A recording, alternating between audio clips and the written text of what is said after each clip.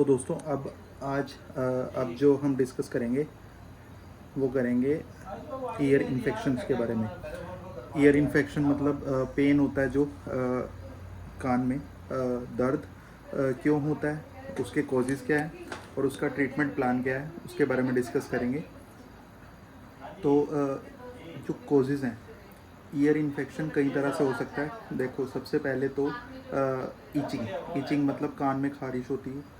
मतलब कुछ ना कुछ फ्लूइड निकलता रहता है कान में से, उसकी वजह से भी होता है। या फिर कोई रेडिएटिंग पेन हो सकता है, मतलब दांत का जो विजडम टूथ का जो पेन है वो रेडिएट होकर कान के अंदर से निकल रहा है। ठीक है।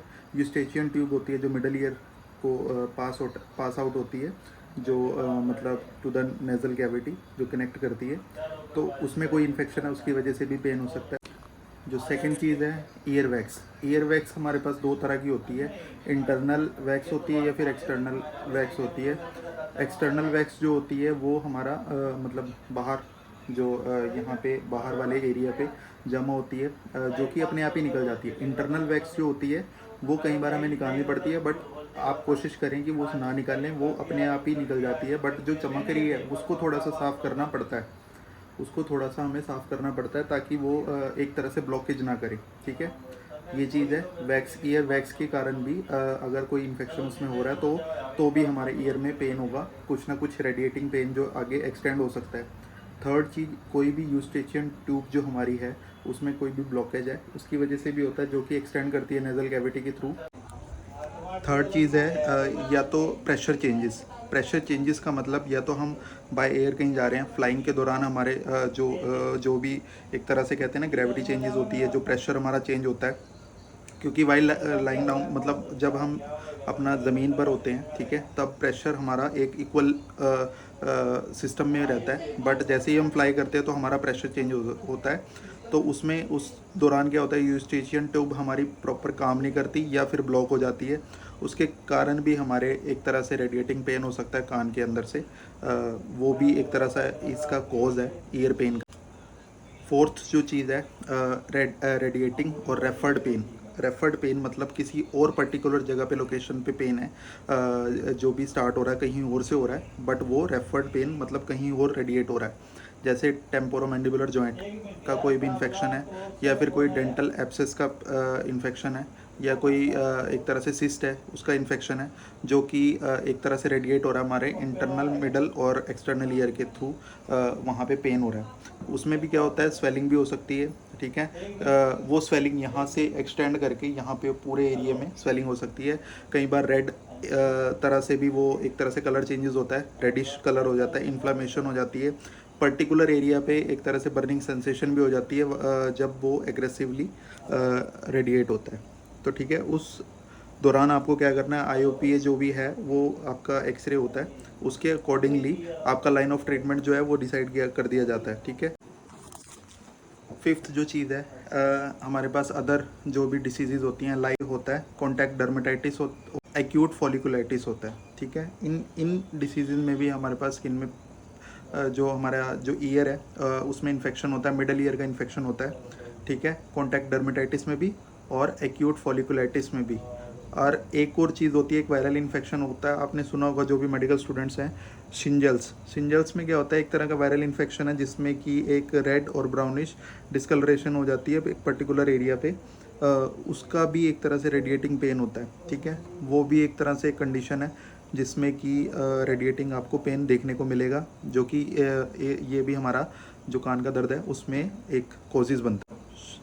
सिक्स चीज़ है सनबर्न। सनबर्न में भी आपको कई बार जो एक्सटर्नल ईयर है उसमें भी जो पिन्ना होता है उसमें भी आपको इन्फेक्शन देखने को मिलेगा। वो अगर हम पर्टिकुलर टाइम पे ट्रीट नहीं करते तो वो भी इन्फेक्शन कॉज करता है और पेन की तरफ हमें जो भी हमारा ये डिसीज़ है उसको लेके जाता है।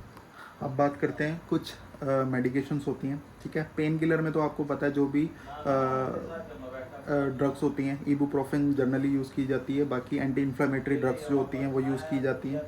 बाकी अगर आपका विजडम टूथ है जिसकी वजह से पेन रेडिएट हो रहा है, या फिर कोई सिस्ट है या फिर डेंटिजरस सिस्ट है, तो आप उसका पर्टिकुलर एक एक्सरे कराएं। अगर वो दूसरे दांत को इन्वॉल्व कर रहा है तो आप 2 या 3 दिन की जो भी मेडिकेशन है वो कोर्स पूरा करें। उसके बाद अगर आपकी रूट कैनाल होता है वो कराएं। अगर वो सर्जरीज के अकॉर्डिंग ठीक होने वाला है तो वो आपका लाइन ऑफ ट्रीटमेंट आपका डेंटिस्ट बता देगा आपको। अगर कोई सिस्ट बनती है उसका 3 तरीके से ट्रीटमेंट है, मैंने आपको बताया, जैसे कि इन्यूक्लिएशन, मार्सुपलाइजेशन और थर्ड जो होता है एक क्यूरेटाज। ठीक है, मार्सुपलाइजेशन में आपको पता है कि डीकम्प्रेशन टेक्निक से उसको निकाला जाता है, और इन्यूक्लिएशन में वो पर्टिकुलर जो भी है उसको स्कूप आउट करके इन्यूक्लिएशन टेक्निक से उसको बाहर निकाल दिया जाता है।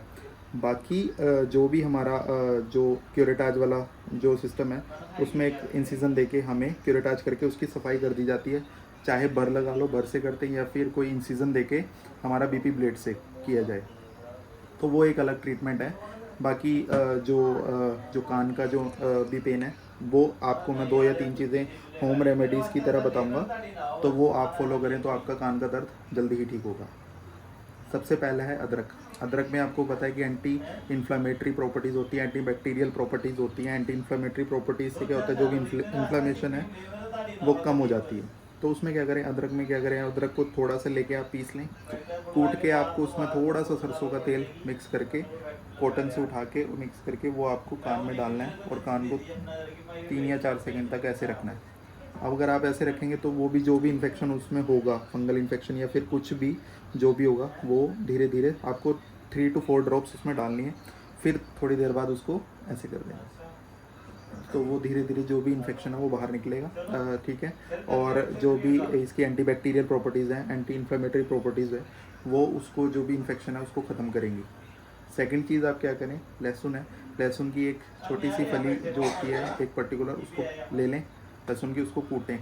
उसमें भी मैंने पुरानी वीडियोस में भी आपको बताया एंटीसेप्टिक प्रॉपर्टीज़ होती हैं, एंटीबैक्टीरियल प्रॉपर्टीज़ होती हैं, एंटी इन्फ्लेमेटरी प्रॉपर्टीज़ होती हैं।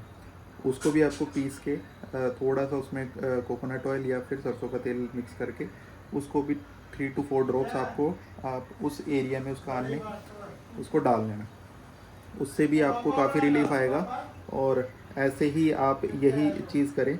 बाकी सरसों का तेल पुरानी जो टाइम में सरसों का तेल और थोड़ी सी हल्दी मिक्स करके भी डालते थे, उससे भी आराम आता था। बट अगर आपको ईचिंग है या फिर कुछ भी ऐसी तरह की चीज़ें हैं तो आप मतलब इस चीज़ से अगर आपको आराम नहीं आ रहा, वैसे तो 95% में आराम आ जाता है, बट अगर नहीं आ रहा, अगर बहुत ज़्यादा वर्स्ट चीज़ हो रखी है, मतलब बहुत ज़्यादा इन्फेक्शन हो रखा है, तो आप नियर बाय ENT डॉक्टर के पास जाएं और अपना जो भी लाइन ऑफ ट्रीटमेंट है उसके अकॉर्डिंगली डिसाइड करवाएं। तो यही था इसमें इस वीडियो में। ENT डॉक्टर वो क्या करेगा, उनके पास जो भी स्कोप होता है उसके थ्रू वो देख लेंगे कि इंटरनल कैमरा से कि मिडल ईयर में इन्फेक्शन है या फिर कोई इंटरनल ईयर में इन्फेक्शन है। यूस्टेशियन ट्यूब जो होती है वो आपको पता है कि जो भी एक्सटेंड करती है हमारी नेज़ल कैविटी के थ्रू इनर ईयर से जाती हुई, तो उसमें अगर ब्लॉकेज है या फिर कोई इन्फेक्शन है, उसकी वजह से भी, मेनली यूस्टेशियन ट्यूब की वजह से ही पेन कोज होता है 95% केसेस में। तो यही है। बाकी जो कई बार प्रेशर चेंजेस, कई बार क्या होता है लेटा होता है पेशेंट और एकदम अगर उठता है तो उसमें भी उसको चक्कर आते हैं। ये पूरा डिपार्टमेंट है ENT का, ये काफ़ी बड़ा डिपार्टमेंट है। जो ईयर का पेन का जो भी सिस्टम होता है, काफ़ी चीज़ें एक दूसरे से कनेक्ट करती हैं। तो अगर आपको कुछ भी चीज़ इसमें पूछनी है तो आप कमेंट बॉक्स में मेरे से पूछ सकते हैं। इस वीडियो में यही था, छोटी सी वीडियो है, ज़्यादा से ज़्यादा वीडियो को शेयर करें और ऐसे ही प्यार बनाए रखें। तो हेलो दोस्तों, welcome back to the channel doctor Kamal vlogs. आज हम जा रहे हैं, सुबह के बज चुके हैं 10:15 और मासी के पोते का आज चिट्ठी है, एक तरह से सगाई है। तो वहाँ जा रहे हैं, परवालो गांव है, ठीक है, वहाँ पे जाना है हमें। यमुनानगर से होगा आधा पौना घंटा का रास्ता है। तो उससे पहले हमें जाना है आर्मी कैंटीन, कुछ सामान लेना है घर का, तो वहाँ जाएंगे। अभी सबसे पहले आर्मी कैंटीन जाएंगे और आर्मी कैंटीन के बाद फिर हम निकलेंगे वहीं परवालों के लिए। अब आधा पौना घंटा लग जाएगा हमें कैंटीन के लिए। बस जगाधरी पहुँचने वाले हैं, जगाधरी बस स्टैंड से फिर हम सीधा जाएंगे यहाँ पे। तो आज संडे था, क्लिनिक मेनली मोस्टली मैं ओपन करता हूँ संडे को, बट आज इधर जाना है तो आज शाम को ओपन रहेगा। तो ठीक, चलते हैं फटाफट आपको दिखाते हैं। जो लोकलाइट्स हैं यमुनानगर के उनको पता होगा, जो आर्मी कैंटीन में जाते हैं कि कैंटीन कहाँ पड़ती है।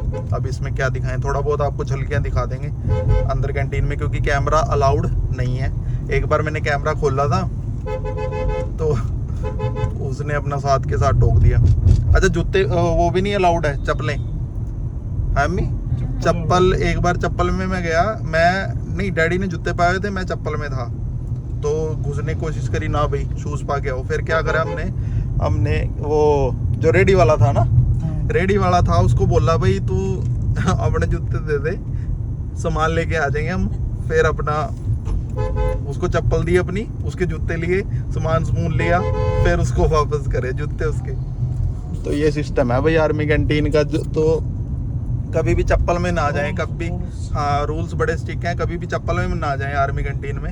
ये नहीं है अपना मुंह उठाया और अपना निकल गए जी कैंटीन में, ना, डिसिप्लिन में रहना है। ये सिस्टम है। ये देखो भैया इलेक्ट्रिक बसेस स्टार्ट हो गई हैं यमुनानगर में। ये हमारे वहाँ रेलवे स्टेशन के पास भी जाती हैं, जगाधरी वर्कशॉप। बाकी हमारे गांव से भी जानी चाहिए इलेक्ट्रिक बसें, ताकि हमारी जो बुजुर्ग लेडीज हैं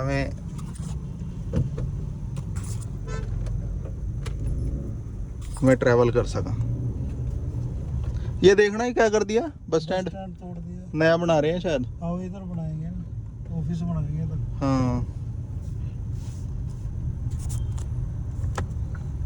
ये ऑफिस बना रहे हैं।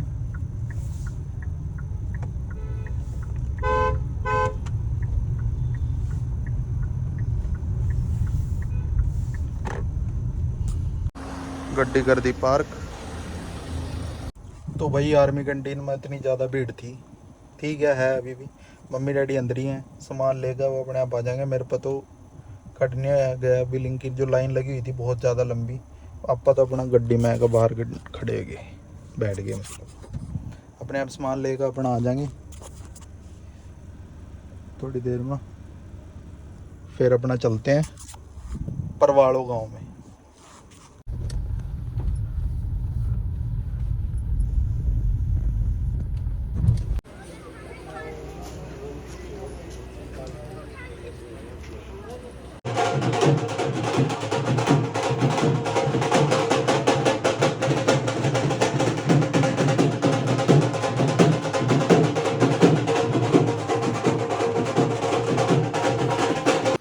लास्ट में क्या करा, ब्लॉग बनाने पड़ा। ब्लॉग तो बनाए दिए।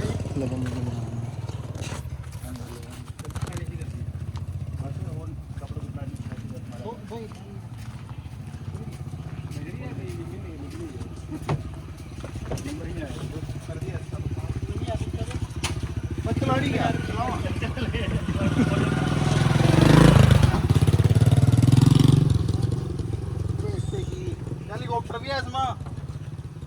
ये कैसा लगा, ये वो है क्या? यो बड़ा मैंने भी रख गया तो वो तो टूटे भाई ये बीच में प्लस के पास जाकर निशान है। यो प्लस है। हां यो भाई बीच में ये पीछे एरो का निशान दे दे। यो ऊपर एरो का निशान। यो इधर एरो यार, यो नहीं एरो ऊपर नहीं है। ये सारी लिस्ट है ये जो मुझे सुन रहा। अच्छा गाने नहीं कह रहे हम, तो एसी कह रहे। एसी तो ये है, ये ऊपर कम ज़्यादा करने के लिए है। गाने तो जो चले चल रहे।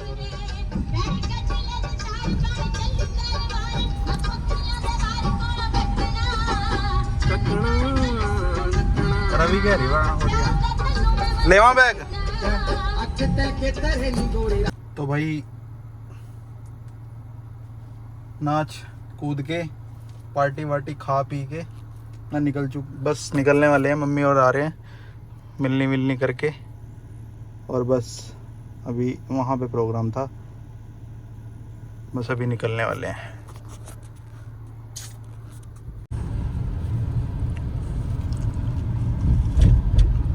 बड़ी टीम में खेल रहा हो